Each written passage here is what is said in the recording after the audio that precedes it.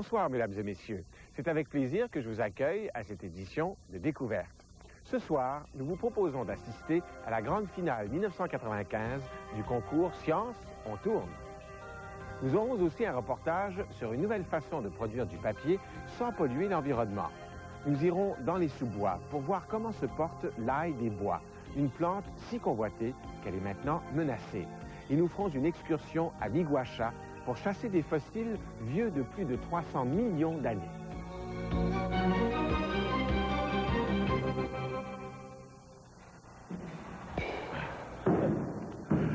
L'un des rêves de tous les amateurs de baseball, c'est de pouvoir affronter un jour les grands joueurs, les grands lanceurs des ligues majeures. Eh bien, ici, au Stade olympique de Montréal, on peut le faire grâce à ce système interactif vidéo.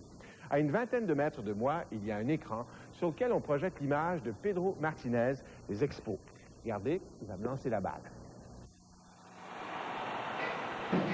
Derrière l'écran, il y a un lance-balle. Il est composé de 2 pneus qui tournent à haute vitesse. Lorsque la balle passe entre les deux, elle est projetée à travers un trou dans l'écran. Un ordinateur synchronise les tirs pour qu'ils correspondent au geste du lanceur.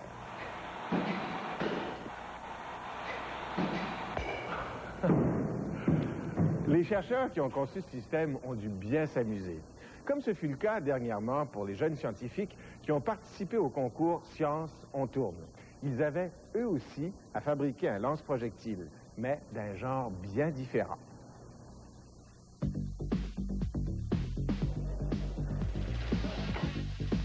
Une trapara en guise de catapulte. Un projectile à la trajectoire parfois incertaine. Une cible qui tourne. C'est le concours scientifique Science, on tourne.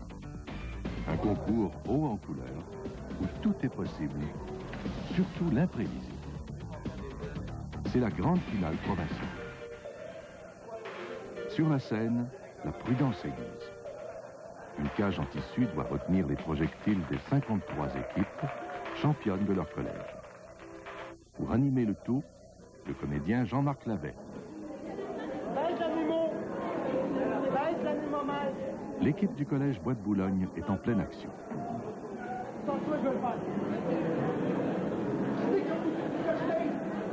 Chaque équipe a 5 minutes pour préparer sa machine, effectuer le tir officiel et faire tourner la cible. C'est officiel, oui. Est-ce qu'on est prêt? Oui. Il faut faire vite, le temps presse. Ça y est, elle tourne. Pour mieux comprendre les subtilités du concours, nous nous sommes rendus au cégep Jean de Brébeuf. L'équipe championne du collège saura-t-elle faire toute la lumière sur cette drôle de compétition? On devait garder les 2 ressorts qui étaient sur la trapara, qui devaient propulser un projectile. Et le projectile devait parcourir une distance de 2 mètres. Ce projectile devait en fait toucher une cible rotative. Le but, c'était le nombre de tours que pouvait faire cette cible en 1 minute. Le moment fatidique est arrivé. Le collège Jean de Brébeuf s'amène. Leur machine a profité d'un coup de pinceau. On procède aux ajustements. La trapara est armée. C'est raté. Tous travaillent pour faire chou blanc.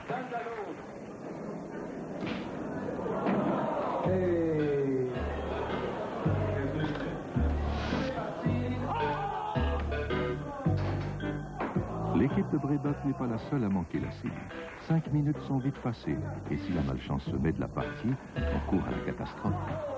Pour maximiser l'impact du projectile, la surface de la cible est souvent fort réduite, ce qui explique de nombreux ratés. Et que penser de l'équipe Heritage College qui, au lieu de faire tourner la cible, l'a tout bonnement abattue?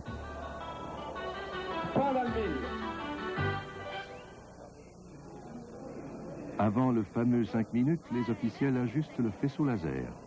Chaque fois que la carte blanche sera coupée par le faisceau, un tour sera compté.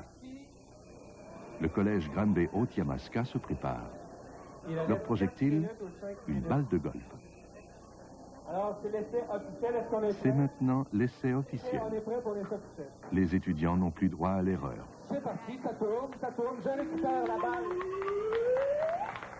Et je la remets, c'est un beau sourire, ça a l'air content. Le cégep Granby Otiyamaska vient de s'emparer de la tête. Alors, ça fait exactement ce que tu avais Au début, on pensait de prendre une bille d'acier, un gros bearing. Ce qui arrive avec l'acier, c'est pas élastique. Ça faisait un gros paf, mais ça tournait pas. Il n'y a pas d'élasticité. La balle de golf, c'est faite pour voyager. Ça a été étudié déjà depuis longtemps sur un terrain de golf, fait que ça voyage aussi bien ici. Les machines se suivent, mais à l'exception de la trappe à rat, elles ne se ressemblent guère.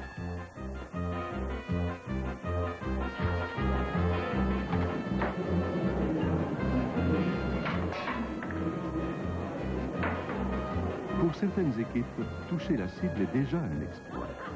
Le nombre de tours est un bonus. Martin Baudry, oui, Martin, qu'est-ce qui arrive? J'aurais aimé faire un peu plus de tours, c'est sûr. Normalement, on en fait un peu plus, je dirais une vingtaine. Moi, je suis Annette, alias Karine Sabourin. Antoinette, alias Avant de se mettre à l'œuvre, les étudiants doivent présenter leur machine au jury et au public. L'équipe du collège Grasset y va d'un petit sketch. Oh, regarde donc ça, c'est beau de la belle petite boussole, là. Mais non, Max, pas une boussole. Moi, je pense que c'est un niveau. Parce que si le tout n'est pas de niveau, ça roulera jamais, cette affaire-là. Après quoi, les deux grands-mères montrent une étonnante souplesse pour monter leur machine.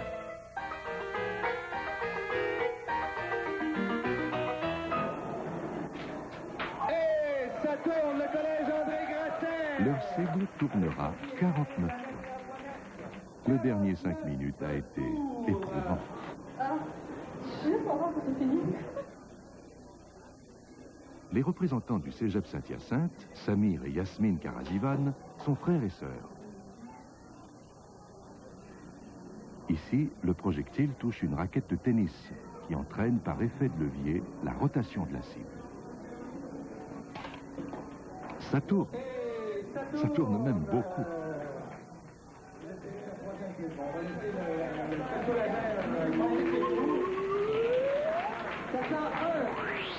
Ils prennent la tête. Oui, content, là. Puis on va voir les résultats, on sait pas aussi. On va regarder qu'est-ce qui suit, c'est sûr.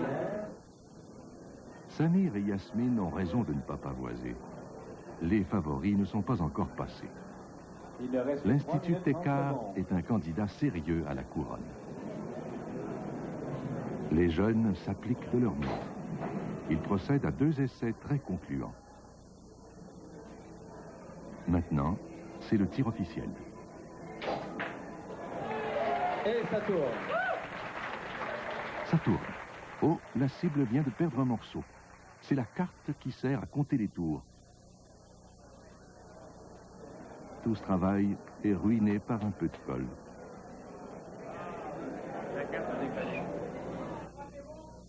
Autre concurrent de prestige en attente, le cégep de Trois-Rivières. Une machine extrêmement précise, dont le projectile frappe une cible très petite. Une semaine avant la compétition, nous sommes allés les voir. Selon eux, la victoire est à leur portée. La veille de la finale, ils ont dû retoucher leur machine. À la demande des officiels, ils ont changé la position de leur trappe à rat. Oui, est-ce que c'est beau? Oui, tout est beau. Ce changement de dernière minute pourrait-il leur nuire? Non, tout semble tourner rond. Le résultat est bien en deçà de leurs prévisions. Avec son étonnant 401, Saint-Hyacinthe mène toujours le bal. L'équipe du collège de Limoilou a la ferme intention d'y mettre bon ordre. Depuis le matin, des rumeurs courent. On parle de 600 tours minimum. Pour plusieurs, ce sont les futurs champions. L'équipe est bien entraînée. Très rapidement, c'est le tir officiel. Et ça tourne un petit pépère. Est-ce que vous prévoyez? Comptez vite. 620. 620. 621. 621. 621 une fois. 621 deux fois. Le compteur laser raconte une toute autre histoire. 388. C'est impossible. Cette cible-là, elle est toujours virée au-dessus de 600 tours. Et là, elle ne vibrait pas, elle tournait très bien. Surprise, déception et un peu d'incrédulité. Où est l'erreur? Tant d'heures de travail pour passer si près d'une victoire qu'il croyait acquise. Cette année, les gagnants du Grand Prix sont donc la famille Karazivan du Cégep de Saint-Hyacinthe. Ils iront passer un stage scientifique de 10 jours en Belgique. Mais au-delà de la victoire, il y a l'expérience. C'est un défi technique. Pour ceux qui aiment la science, c'est excellent, ça les aide. On apprend des choses en même temps que c'est un défi qu'on nous lance. Comme ça, puis ceux qui accomplir le défi du début jusqu'à la fin, c'est un accomplissement, c'est le fun, une satisfaction personnelle.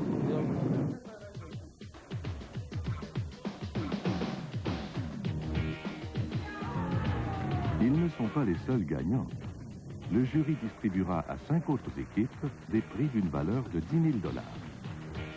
Le concours Science en tourne. La preuve que la science peut être amusante et payante. Et pour bien des étudiants, c'est aussi une expérience qui forge le caractère.